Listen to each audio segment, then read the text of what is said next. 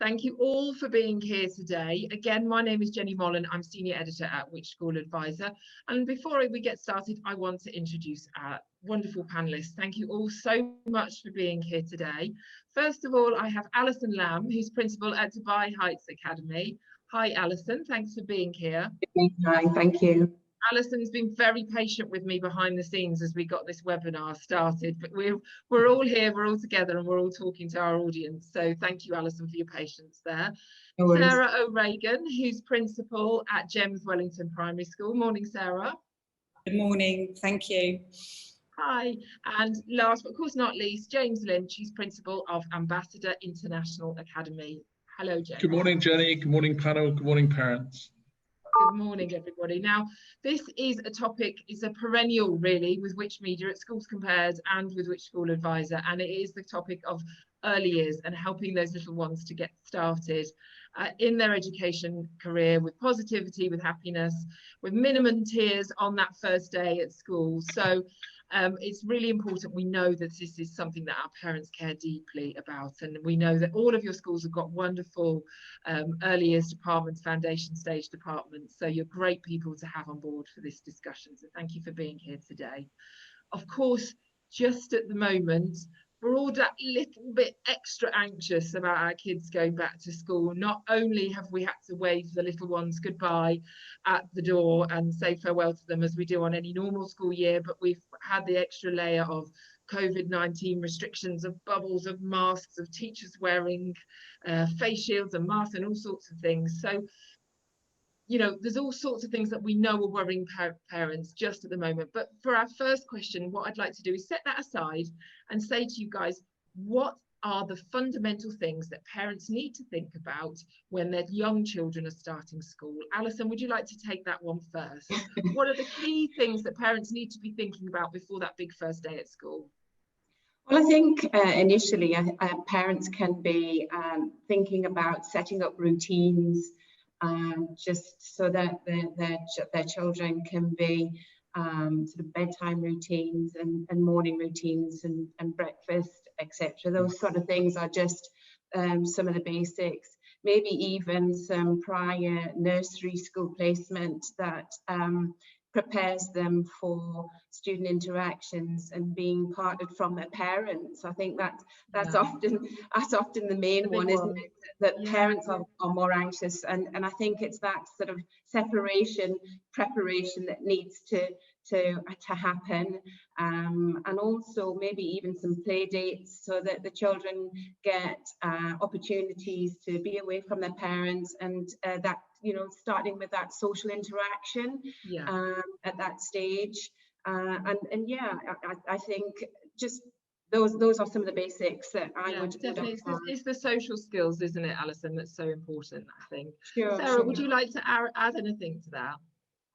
I completely agree with Alison. It's about using that positive language, be really excited about starting school, and it really is just starting to begin some of those routines. You know, for example, making sure that your child is able to independently open their little lunchbox before they start school.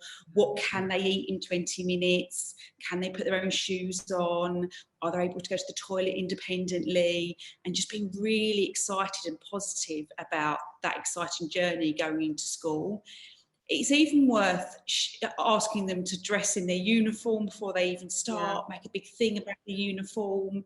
And even photo opportunity as well before they get started, get them in the uniform. Yeah. So, James, what would you be advising parents to think about ahead of that, and perhaps about calming their own nerves as well? Yes, and you know, it's as a principal and as a parent of 4 children that are a lot older now, I remember it as well as a parent, and it is a very emotional time. And I think one of the key things is making sure that parents, that the fears perhaps and worries of the parents are not sort of they're not visible for the students, so they need to be excited about going to school. And I totally agree with Alison and Sarah. Developing those routines early on are really, really important, because they develop the physical and emotional resilience. So that's very, very important. And I think just making everything fun. you know, play-based learning is a beautiful thing. It's a beautiful thing at school and very important in the early years. And it's something that the parents can easily develop at home as well. So I think the whole basis of not making things, not bringing too much attention to the fact that there's going to be this huge change. Actually, you know, they're going to be starting something that's very exciting, and they're going to have lots of fun. And I think fun is the key. I think we just need to take the stress away from the students and make it something that's very exciting. And certainly schools should offer lots of support for the parents and advice for the parents to ease their nerves as well. Okay. Alison, at Dubai Heights Academy, how old are children when they typically join with you? What's the earliest age that children are able to join your school? Oh, well, the earliest is 2 years and 9 months. If they're starting in September, they have to be roll into 3 before the end of the year. So, but I certainly I wouldn't push a child to start school personally that young. I feel that obviously every child's very different, and that depends on them, each child. But I do find that if children are more developmentally ready for school, they flourish much better. I think leaving it, you know, around about, you know, seeing the age of 3.5, 4 is often a better age to start. Okay, you've led me beautifully into my next question there, Alison, which was, is there a perfect age to start school? Sarah, would you like to add anything to that? Is that Alison's made the good point about it's perhaps more about your own individual child than there being a perfect age, but would you like to add anything? Definitely, and there isn't a perfect age. It's very much about that individual child. And when you can see that your child is interested in other children, they're wanting to interact, you know that your child can independently go to the toilet, you know that your child can separate from you without too much anxiety. Those are all really big indications that your child is ready to start school. Their communication and language is also really important. As their language begins to develop, that's then a perfect opportunity and time for them really to start school. Okay, James, you said your parents have 4 children. Did they all respond differently to starting school? I know looking at my 2, it was quite a different experience of 2 very different characters. So I probably would feel that there was a different perfect age, if you like, for those 2 kids. Would that have been the same experience? Yeah, I think you know, for every child, it's of course it's slightly different. But the key thing is, as Sarah and both Alison mentioned, particularly, you know, around being able to be toilet trained. I think this is an important thing. But also as well, emotionally, they need to be supported and feel confident about going to school. So coming back to my previous point, you know, making school an environment that's fun, that's loving, that's caring, that's nurturing.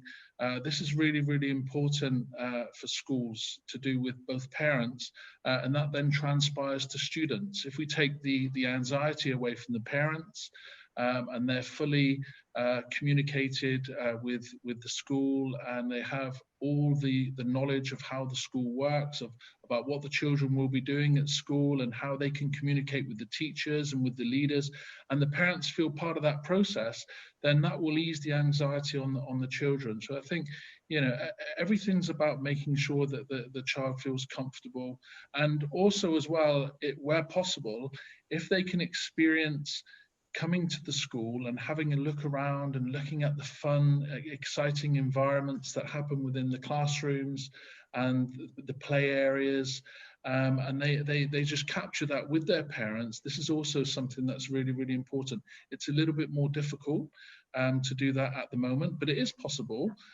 Certainly at Ambassador it's possible, but we make sure we organise very limited numbers who come along to have a look, but we're open all the time to be able to do that. But I think if a child actually sees, you know, other children playing and having fun and smiley faces and hear the beautiful atmosphere that happens in the early years, that this then gives them confidence. And actually sometimes they actually cry when they have to leave, because that's a good sign, isn't it? Yes. Alison, one question we get asked quite a lot at Which School Advisor, and I know over in the teams at Schools Compared as well, which is, if I think my child's not ready for school, you know, if you put their name down and you think, okay, this is the year, time to move on for nursery, and yet you're getting closer to the day and you think perhaps I'm not ready for school. What should parents do in that situation? Well, I guess like our colleagues James and Sarah have mentioned, and what we said in the first instance, I think it is about being that positivity, and the parents, because it rubs off, and children feel and sense if a parent's nervous about it. So you have to go all in as a parent, and as James had said, get to know the school, talk to the teachers, and how, you know, because each school may have you know, separate advice to give. Again, like I've said before, the sort of nursery placements, you know, getting children into a routine, maybe going in the morning or a few hours, and like I'm guessing all of our schools will offer smoother transitions or different transition opportunities that might be that the child comes in the morning or later in the day, because what you don't want to do is have a stressed child start school, because that sure. then will you know, build into a nervousness and make things worse. So between the school, between parents and the child, gauging and creating that transition and making it smoother. I mean, the play dates idea is great, you know, so the children can make friends. I mean, it'd be great if they've already got a few friends they can connect to as soon as they arrive in school, and they know who they're going to see, and it's building that relationship between other students and the teacher, because that's who that little child's going to face each morning and each day. It's facilitating that connection and that relationship, and making it as positive as possible. Yeah, and I think actually that word relationship that you mentioned there several times, Alison, that is really key, isn't it, Sarah, to the best possible experience for young children. As Alison says, it's all about the relationships. Yeah, I would reiterate exactly what Alison said. Speak to the school. Don't be worried to speak to us. We know that children are all different, and we will be flexible. We can offer lots of different opportunities in terms of coming into school before the year starts, meeting other friends, meeting teachers, and just making sure that that transition is manageable for that child, and that can be different for each child. Yeah. James, before we move on to our next question, which I am going to put to you, I just want to say to any parents watching, please pop your questions in the Q&A or in the chat, whichever's easiest, and I will come to them at the end. We had a lot of questions come in right in the last couple of minutes in our last discussion, and I want to make sure that we address as many of the parents' questions as possible. Just to add one thing, please. Jenny, just to add one thing, there are two great books, actually, two great books for parents, The Kissing Hand and Pepper Goes to School. I'm going to pop these into the chat, James, so that parents they're great can... for parents to sort of interact with their children before they start school, to ease the nerves and tension, and the parents can have lots of fun reading those books and role play with the children at home as well. So I just thought I'd add that. Okay, really good advice. I've popped it there into the group chat, so hopefully the parents will be able to pop that to pop those on their shopping list and get prepared. The next question I wanted to move on to really was about school assessments. Now, perhaps if you're coming from another part of the world, school assessments wouldn't have been on your horizon, and I think they develop into being quite a big thing in parents' minds. What is a school assessment? Alison, what happens behind the doors at Dubai Heights Academy when children come in for those school assessments? Do they, you know, are you checking their ABCs? What are you doing with those children? Well, you know, we follow our curriculum guidelines and our early learning goals guidance there. So we have that that literature there that we will follow, and it's all about observation. It's all ongoing. You know, what can children not do, and what can we do to help them? So we have that sort of process in place, and we use the language. Expected, exceeding, and emerging. So if the child's not ready yet, they're emerging in that skill area or that development area, exceeding if they're above their expectations, and then we look at their expected levels. So we have guidance through our curriculum. What children at their age are they expected to do? and that therefore facilitates how we manage our classrooms and what activities we are doing with those children to make it as personalised as possible. Okay, fantastic. Sarah, your assessments over at Gems Wellington Primary School, what does it feel like when a child comes in for an assessment, and has it changed because of COVID? That's the other part of this question, I guess. So we actually have an event this time next week. So this time next Saturday, we've got our FS Day and Play.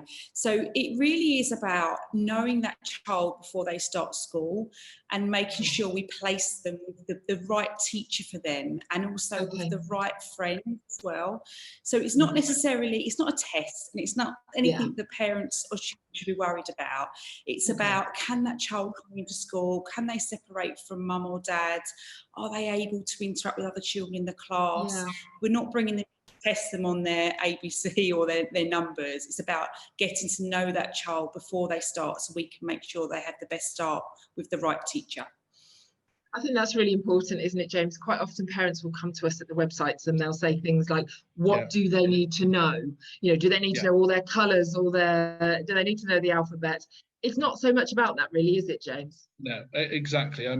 You know, we moved completely away from actually calling it any kind of assessment. It's actually a play date, where the child, you know, the child and the parents are coming in to play. Because play is so important at that age. And so what we do is we focus on them coming in and meeting the teacher, and actually playing and having discussions and making the whole thing a fun event. So the child really enjoys the experience. The parents also are part of it. They also enjoy the experience.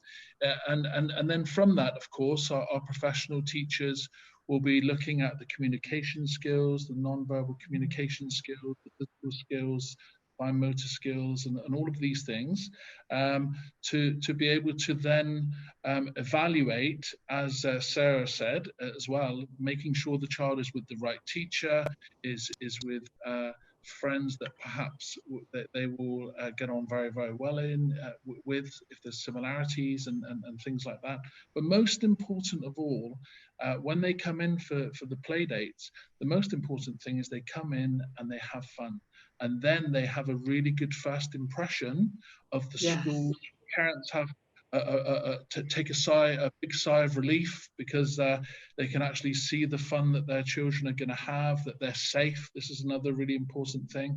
It's really important for the parents to see that the safe health and safety provisions that are in place are exemplary. This is, you know, even now more than ever. So this is another important part of that. So really, it's just about taking that whole stress away and making the first meeting a really, really positive one. So it's almost like we're undercover, as we're just looking at the different aspects that the child needs in terms of development and how suited they are to certain teachers and things like that.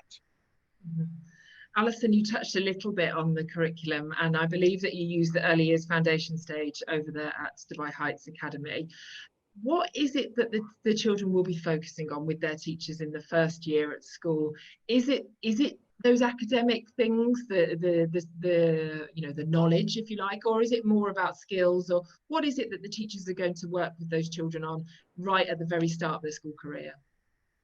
Well, obviously, the basic concepts of, you know, reading and maths and communication, language, all those sorts of things are integrated and focused on. But I think what we've all said is the most important thing in the early years is learning through play and play-based activities, and it's social skill development, emotional development as well. And so it's a broad range, really, and it's not. You really want that social development, that physical development, your growth and your fine motor skills, and that's done through all the sort of hands-on active play that the children get involved in the earlier stage. That is the foundation for their learning. Yes. Okay, fantastic. I can see both of our other panelists nodding away there. I know that you all have really playful experiences in your foundation stage. Sarah, what's at the core, what's at the heart of your, perhaps your FS1 provision there at Gems Wellington Primary School? Exactly what Alison said. It's, you know, the 7 areas the students learn in FS1. We really have a big focus on the personal, social and emotional development of everybody's children. You know, every day parents give us their most precious possession, and we want to make sure that they're happy, safe and well looked after. So it really is that wraparound care around the child and making sure that they're happy and safe in school. Okay. James, perhaps tell us a little bit about the curriculum over there in early years at Ambassador International Academy. Yes, so we use the 7 areas, of course, of the EYFS, but they're embedded within our PYP framework as an IB school. So we focus very much on the IB learner profile, which has got 10 different areas. So looking at things like being reflective, being caring, amongst other things within the IB learner profile. But I think what's very, very important is to make sure that the parents are part of the process. You know, it's very, very difficult for the parents and the children at first, you know, when the children start school. And what's really, really important to ensure the children are happy and the parents are happy as well, and the transition's really smooth, and then they can make accelerated progress, is making sure that the parents are involved. They've got regular communication with the teachers. They come in, they see what's going on. They have regular communication in terms of pictures and videos and feedback on how their child is progressing and how happy their children are. So I think that making sure that parental link is really, really strong, so that the parents feel that they're part of the journey. I think that's crucial, and we really try and focus on that. Communication is definitely key, isn't it, with the little ones? I think we can perhaps, all of those who are parents, remember asking little ones what their day at school's been like, and you get some strange answer about opening their apple juice, or, you know, absolutely nothing that you can get a real handle on. So I think communicating and building that relationship with parents. Alison, obviously that's a little bit different right now, isn't it? So we're not walking into a little bit, I'm being quite gentle there, really. It's very different right now this year, isn't it? We're not walking into our kids' classrooms having a little chat there first thing in the morning. How at Dubai Heights Academy are you making sure that parents are still able to build those really strong relationships with teachers? Well, we've had to manage things different because the teachers and the parents aren't meeting in schools like they used to, that handover, and you get that regular chat. So what we do now is we manage sort of systems where many of our staff are actually outside, that aren't involved in that bubble, that meet and greet parents and pass on messages, and have that greeting in the morning, which facilitates that communication. And we also do a lot of our Zoom meets like this with our parents, just to keep in contact. But when you talk about different, and you say it is different, we're trying to not make it different, if you understand. So the early years is different, but we make it fun with the children. For example, our main focus at the moment is all about the social distancing, and however, we have lovely little safe bubbles of 10 children, and we make this, when we were talking about the funny things that we talk about, one of our teachers has made this sort of quite fun, and they have a hot lava line on the ground, and the children have made all this lava on the floor, and they know there's boundaries, and if they get close to those boundaries, it's hot, hot, hot, and they can't go there. So you know, they're still interacting in their little bubbles of 10, and in terms of communications, we've just managed that just by the way we staff things in the morning, and so on. Okay, fantastic. Sarah, again, it's lovely actually to see you all nodding and agreeing with each other, because it means that out there's so many Dubai schools doing wonderful things in their early years, and I'm sure it's really nerve-wracking for any parent who's had to start their young child at school this September. What else is different, Sarah, at your school, and what remains the same? What's happened that's different this year in light of COVID-19 in your early years department? I think actually one of the real benefits is that the children are in smaller bubbles of 10. You know, this time last year, the children would have been in larger classes, much larger classes. But the fact that we have kept it to bubbles of 10, because legally we have to keep the children safe, actually they're really getting a huge amount of attention from that class teacher or that teaching assistant. And actually the children are really thriving in those much smaller groups. So in terms of, you know, the pandemic and turning something positive out of this, it definitely is the fact that children are in these much smaller groups, and then they're getting much more attention from the teachers and the teaching assistants. Okay, that's lovely. Actually, James, we're going to host a panel discussion later on today about how COVID-19 has impacted education.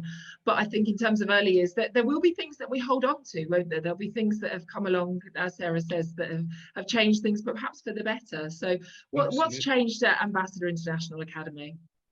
I think it's really, really important that we've focused very heavily, as all schools have, on ensuring that the parents understand the health and safety procedures.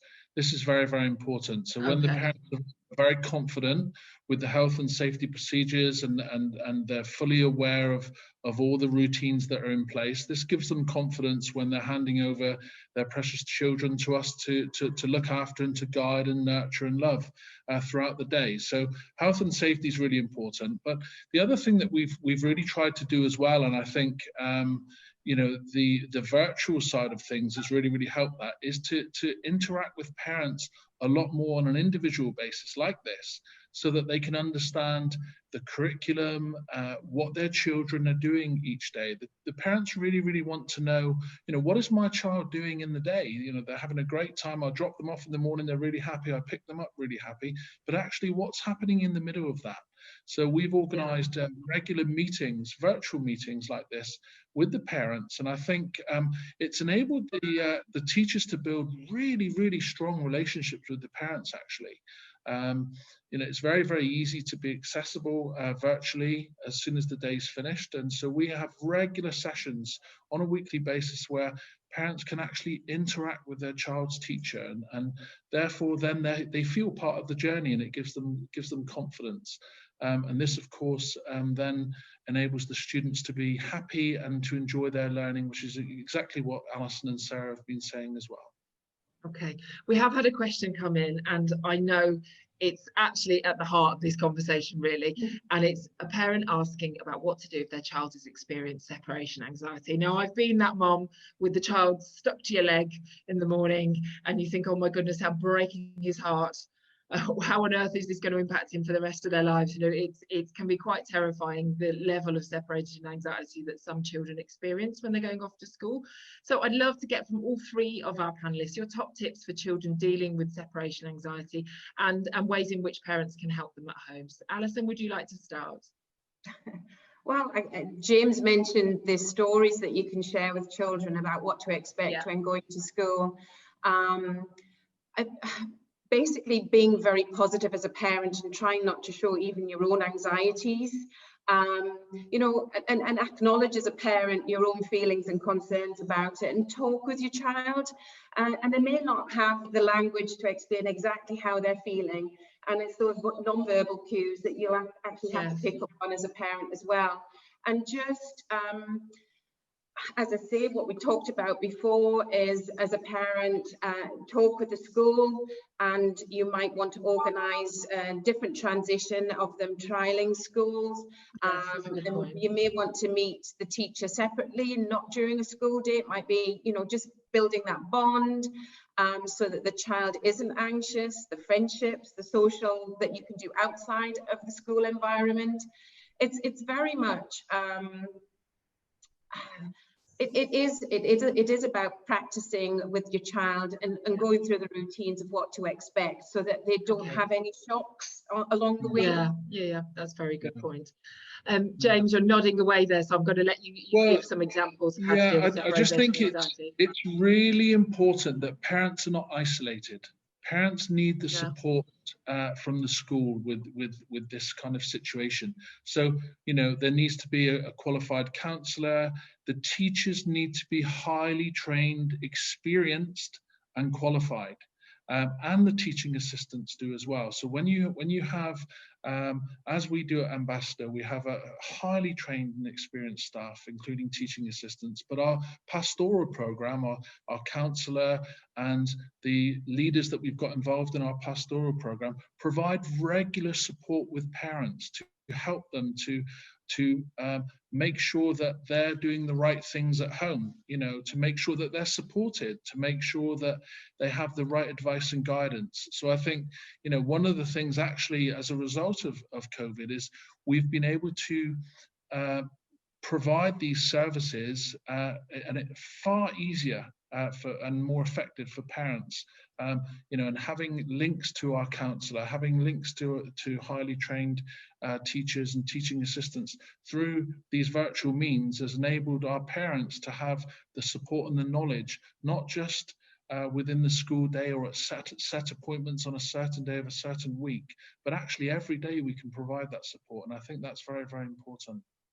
Okay, fantastic. Last question then, Sarah. I'm going to let you answer this one because we are going to have to wrap up in a moment. But if a child is due to term 4 in October 2021, would you recommend they join FS1 or FS2? And how should a parent know what they're ready for?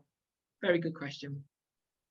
Again, really good question, and it really is down to that child. So every child is different and individual. So what I would recommend is reach out to the school, and then at the right time, the school can meet that child and the parent, find out a little bit about the background, and then we can appropriately place the child in the correct year group. I don't think there's an answer for every, one size fits all. I think it's very much about that child. I think that's a great answer. Listen, panelists, you've all been brilliant. I hope that's given parents a real insight into how best to make a great start at school.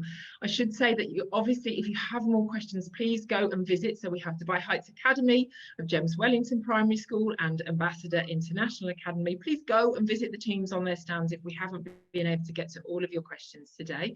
But before we leave, I want to say a big thank you to Alison Lamb, Principal at Dubai Heights Academy. Thank you so much for being here today, Alison. It's lovely to hear from you. Thank you, Sarah O'Regan, Principal at James Wellington Primary School, and James Lynch, who is from Ambassador International Academy. Thank you all so very much for being with us at the Which School Show today.